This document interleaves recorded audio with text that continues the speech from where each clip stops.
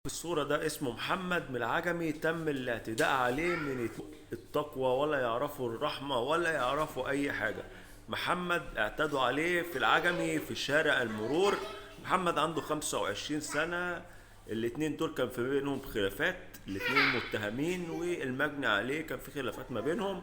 في عز النهار دخلوا اعتدوا عليه، وبعد ما خلصوا جريمتهم اتمثلوا بالجثة وصوروا فيديو مع الجثة. وفي الآخر ما خلصوش لغايه كده، لا ده خدوا سيلفي كمان بعد ما خلصوا. ومفيش قلب ولا في رحمه ولا في اي حاجه. يعني بنناشد السيد الرئيس عبد الفتاح السيسي ان لازم يتم اتخاذ اجراءات قانونيه قاسيه على اي واحد بلطجي. اي واحد بلطجي يتخذ امن دوله يا سياده الرئيس، زي ما حضرتك طلعت قلت في قانون البلطجه الجديد اللي انا عملت فيه عليه. لازم قانون البلطجة يتنفذ. اي بلطجي يتاخد على طول امن دولة عليا وما يطلعش تاني ابدا. يا اما يتاخد امن دولة عليا وما يطلعش، يا اما يتعدم ونخلص منه. ما هو ده مجرم هتسجنه هيطلع هيقتل لك اتنين تلاتة. فاحنا بقينا في غابة.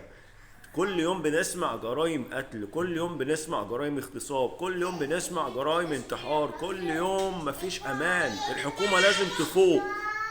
الحكومة لازم تفوق.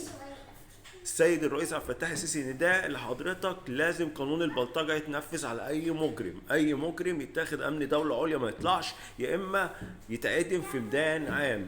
ده قراري وقرار الشعب كله وكله بيأيدني. احنا بنحترم السيد الرئيس عبد الفتاح السيسي وانت فخر العرب وفخر مصر، بس اللي بيحصل في مصر ده كتير كتير بجد بجد. البلطجية بقوا كتير في كل حتة، في كل شارع، في كل حارة. مخدرات تلاقي، بلطجة تلاقي، اغتصاب تلاقي، كل حاجة.